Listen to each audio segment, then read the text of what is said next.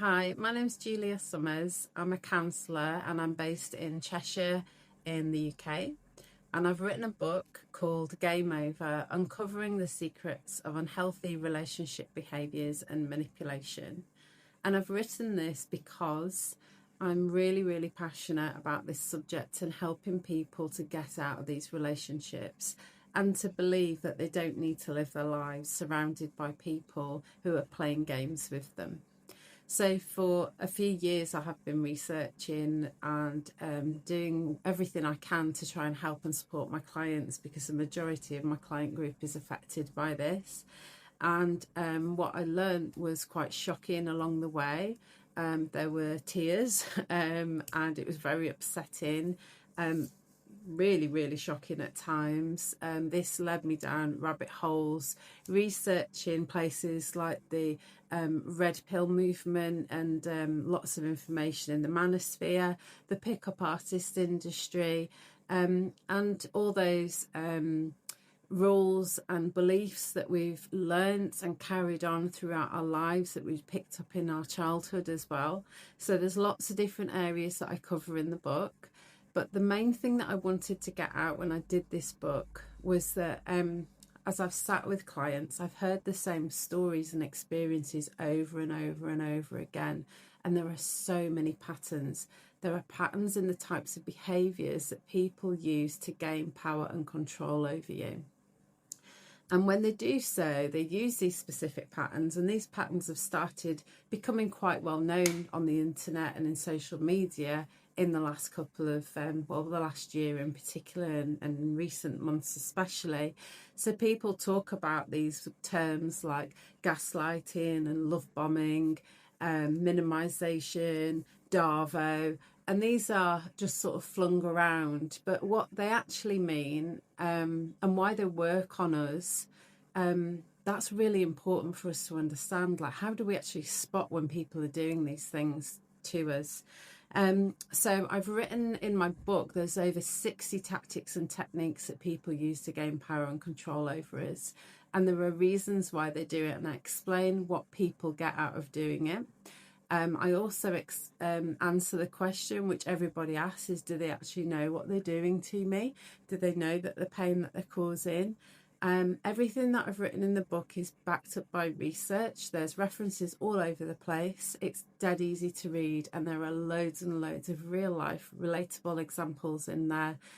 So you can read a tactic and technique, and then you can actually understand what that actually means in real life, and it's not just all theory in there. So I'm going to, as part of this this little snippet into the book for you, which you can use as some CPD if you're a counsellor as well, by the way. I'm going to read you a chapter from the book in a minute, and I'm going to tell you a little bit more information.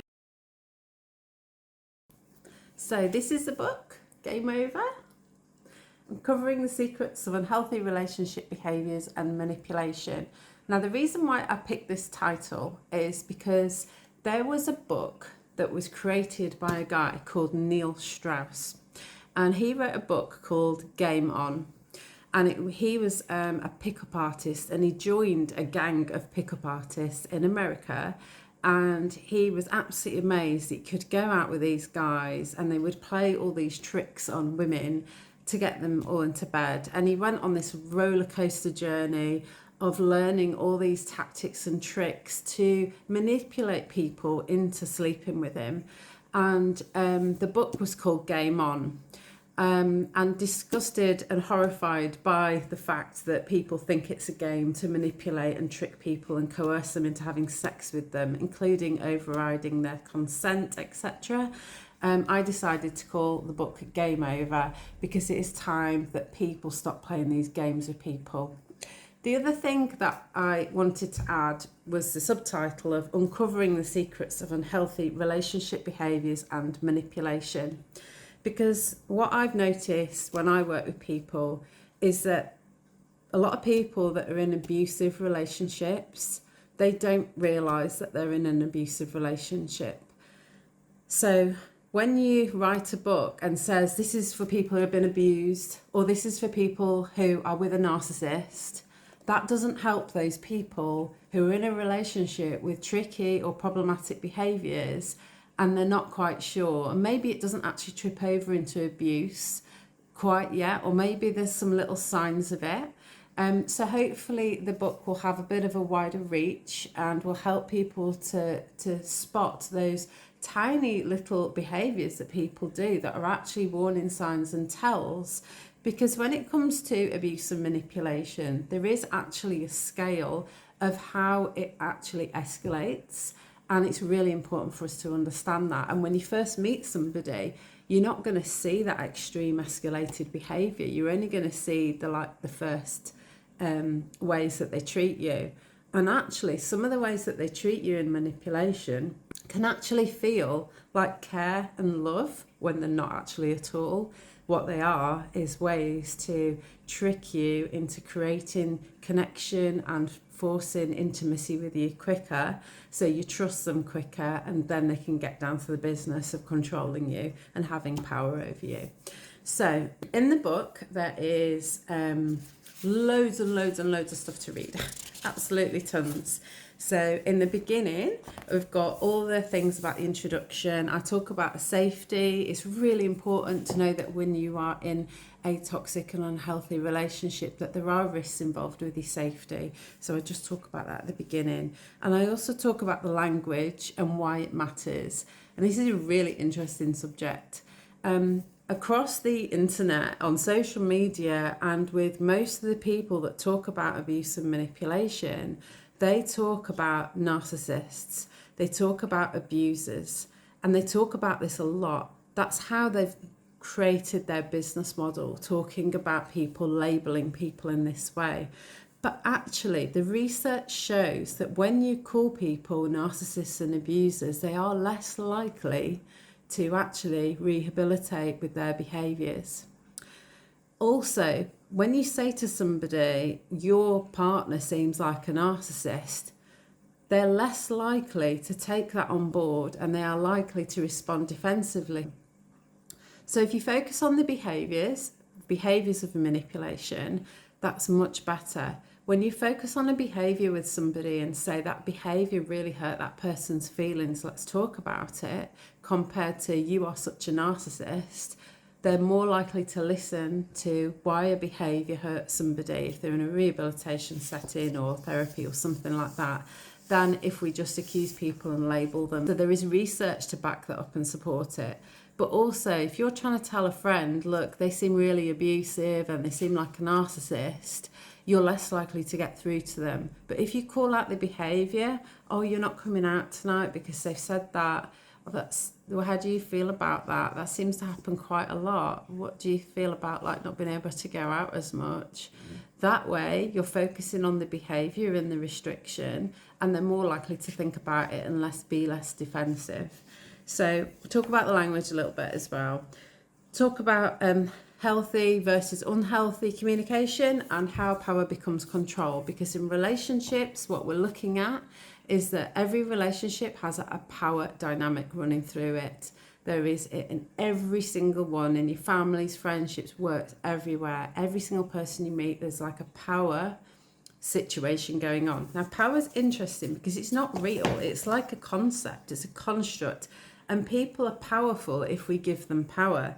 So if we understand that the whole point of manipulation and abuse is to have power and control over you, then that makes things a lot simpler. So all the behaviours and all the tactics, they're all designed to have power and control over you. Every single thing that they do, even when they're being nice and even when they're playing the victim, is in order to get a position of power over you. So I talk about that a bit as well, because that's very important.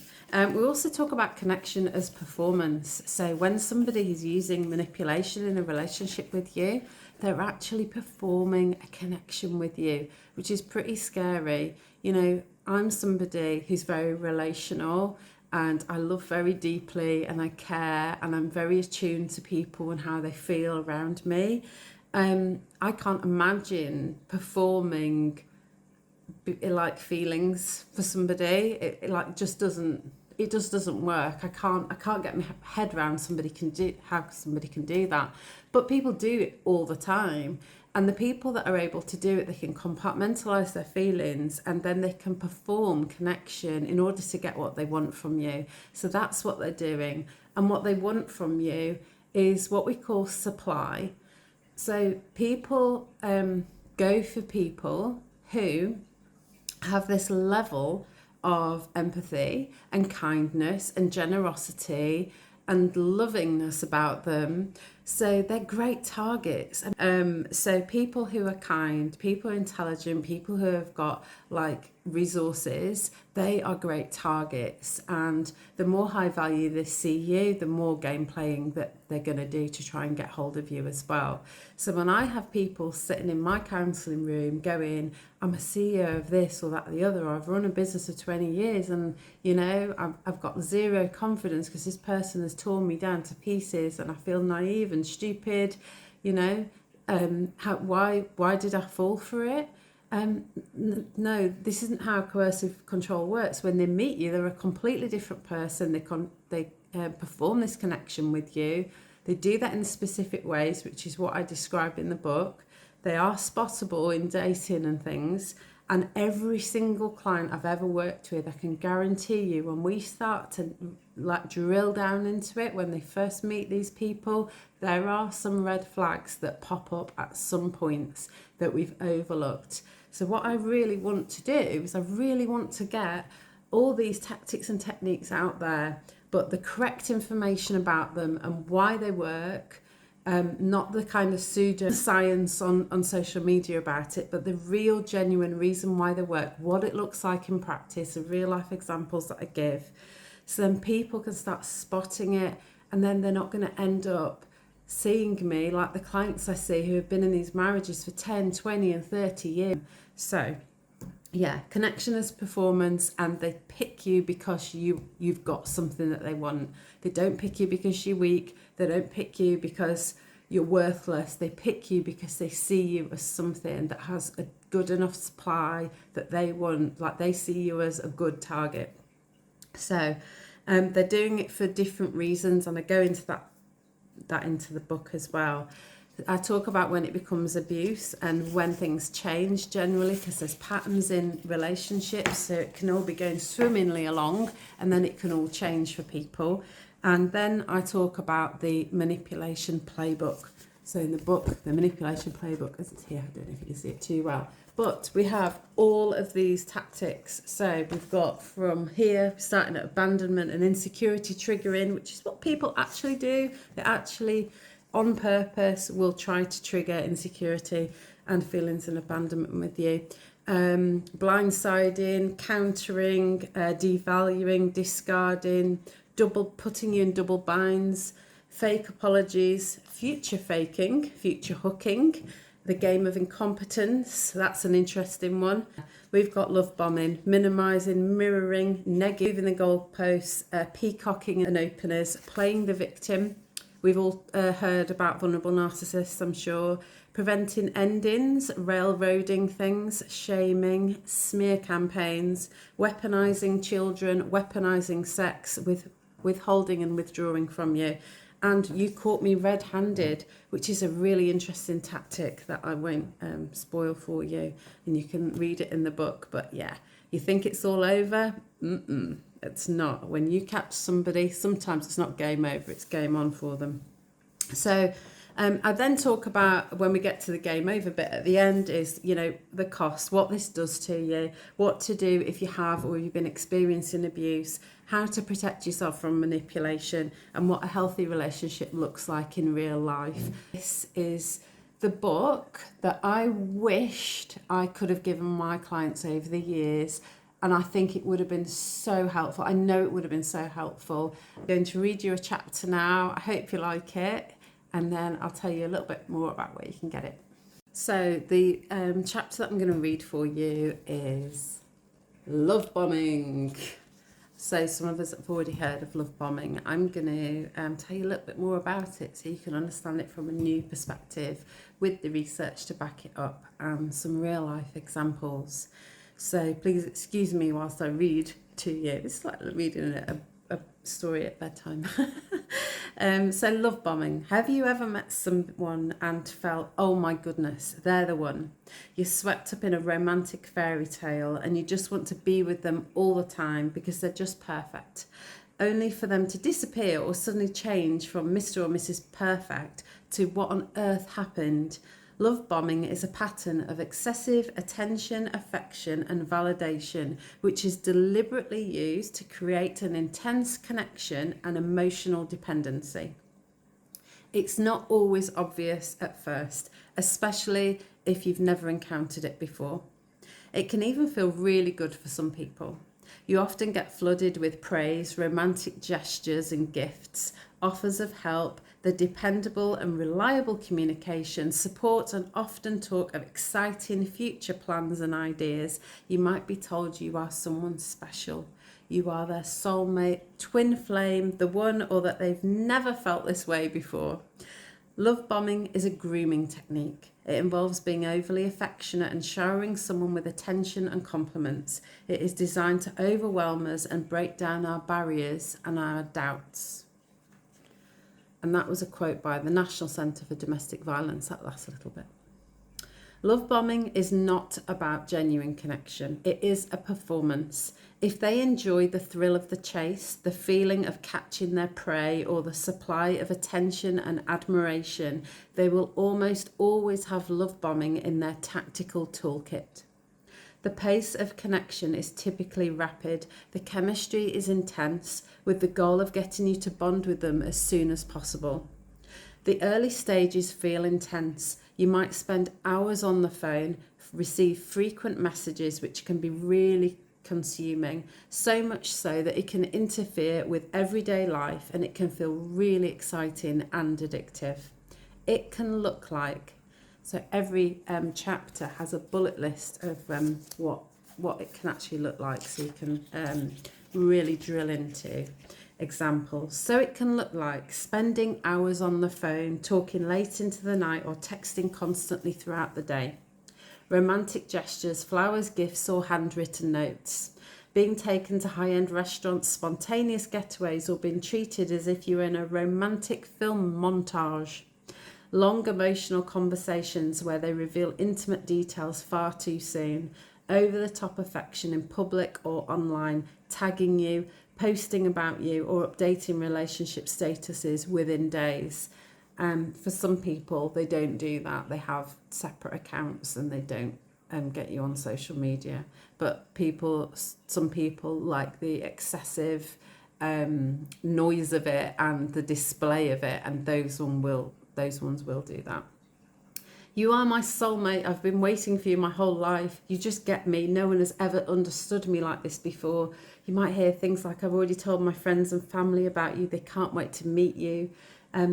We do not need to see anyone else. I already know this is meant to be. Or you make me feel alive again. I cannot stop thinking about you.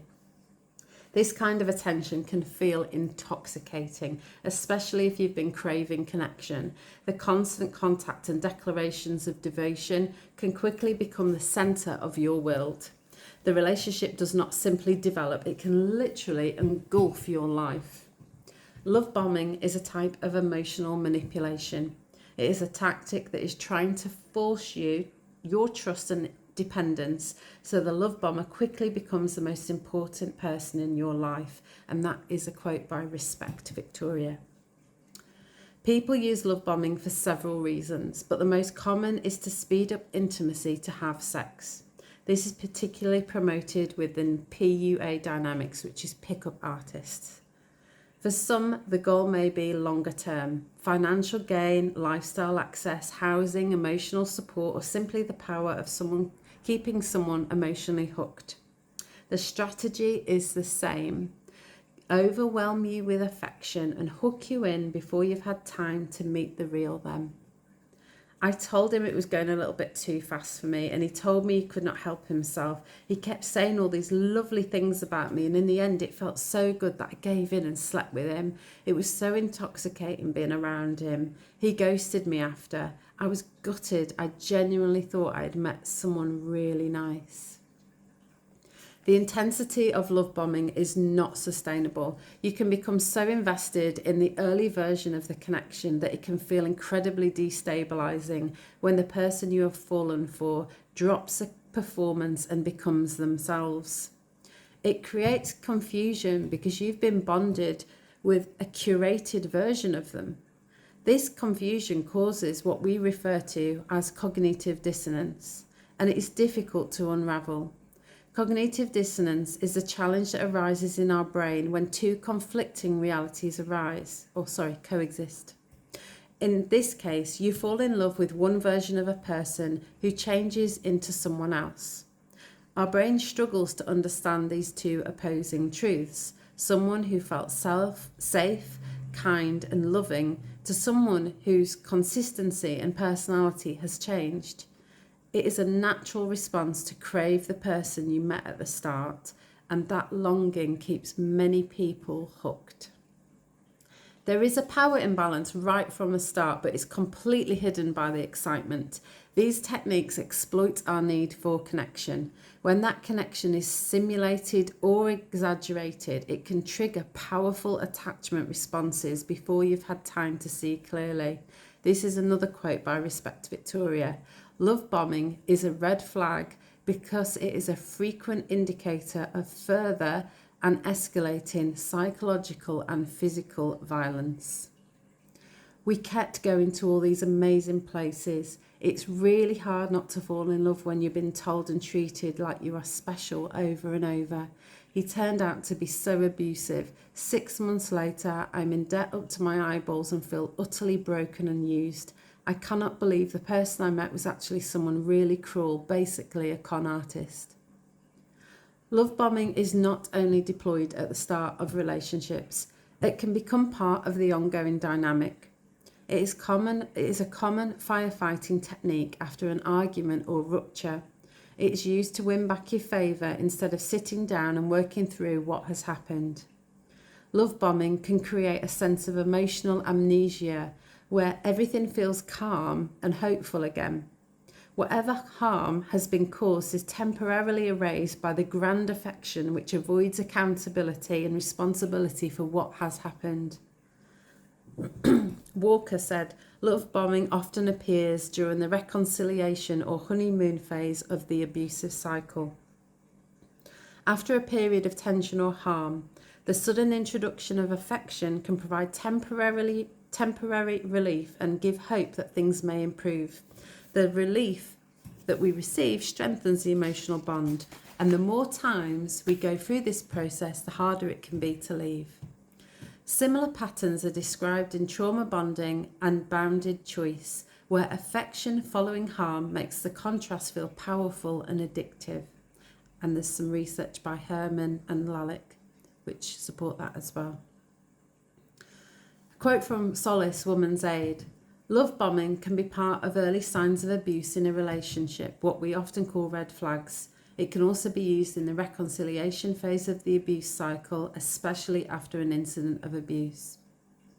Social media and dating apps have intensified this pattern. Instant messaging and constant visibility make it easy to create the illusion of intimacy. Likes, comments, and late-night check-ins can mimic genuine connection and deepen dependency. Research on technology-facilitated abuse shows how digital contact can accelerate attachment, increase monitoring, and maintain pressure between in-person meetings. Sometimes someone is simply excited to meet you and is not doing any of this with intent to manipulate. Either way, the safest thing to do is to slow the pace and space out your time together. If their praise, gifts, or attention feel excessive, name it. How they respond to your request for space and boundaries will tell you what you need to know. And at the end of every single chapter, there are some questions for reflection. So an example of this one would be, does this relationship feel calm and mutual or fast and consuming? Do I feel comfortable with the pace, or is it challenging to slow things down? Because actually we can get caught up with the kind of dopamine hit of love bombing And we can find it really difficult, and we know that we should calm things down, and we know we probably shouldn't see them every single night of the week, and we know we should probably not be late to work because we can't get out of bed with them and stuff like that. But if it's actually affecting your life, there's a serious issue. So does the connection feel intoxicating, like I'm being swept along faster than I would usually move? Have I ignored discomfort or red flags because I do not want to lose the attention or momentum? And this is really common. You know, people will ignore red flags because they've got a date at the best restaurant in town on Friday together, or they've just got tickets to wherever, or they're so lovely and they've never actually met anyone that's made them feel as special before. And yes, maybe they did say that one comment that was really nasty to that person the other day in public, and you know, that waiter or something, but you know, they seem really nice the rest of the time. So yeah. And finally, if a close friend were in the same situation, what would I notice or feel concerned about? So yeah, we've got over 60 tactics and techniques. There's loads of information on all of them, and I hope that you find it of interest. So the book is available now to pre-order on Kindle, and there is a link on the email that I've sent you, and it'll just be on screen now above me, it is available to buy on the 10th of July, and that will be on the paperback version. Another exciting thing is that in September I'm going to be launching a course which is for counsellors and therapists, with regards to working with clients who are presenting with abuse and manipulation, how to spot it in the counselling room, and things that can help clients who are in those situations. So I hope that will be of interest to you, and I will send you information on emails regarding that. I will also keep sending out little tidbits and information on an email to you, so hopefully you'll find those of interest if you keep subscribing. And there'll be like little resources and things that I'm going to just add on as little extras and worksheets and stuff like that as we go. But thank you for showing an interest in my book. I hope you found the excerpt of the love bombing interesting. I know it will help you if you're in this situation, or someone you love. There is a section on what to do if someone you love will care about is in these relationships, and what to do and what to say and what not to say as well. So I've tried to cover lots of areas. What I will say is when I wrote this book, it became a beast. I actually have 2 other books because of writing this book. So there are 2 other books to follow. And the reason is that the Red Pill and Manosphere actually promote a lot of these tactics and techniques, which is why it's become so popular. And actually, yes, the manipulation tactics been done on purpose are actually more prevalent because they are actually being taught. So my next book, which I was writing as part of this one and was going to include, but there was just too much stuff. And this is already massive, by the way. It's definitely good value. My next book is going to be about the Red Pill and Manosphere, and then the 3rd book, which I was also putting in this one, but again there's just too much content, is about how to get out of those really, really, really tricky relationships. That's going to be a while off yet, but those will come in the future, because I've already written a lot of the content whilst doing this one. So I hope you find this useful, and I hope you enjoy the book and you get lots of good information from it. Follow me on my socials, because I'm constantly posting bits and bobs up there, describing things in different ways, and hopefully some of it will connect with you or for you and your clients. And I'll leave it there. So, bye bye.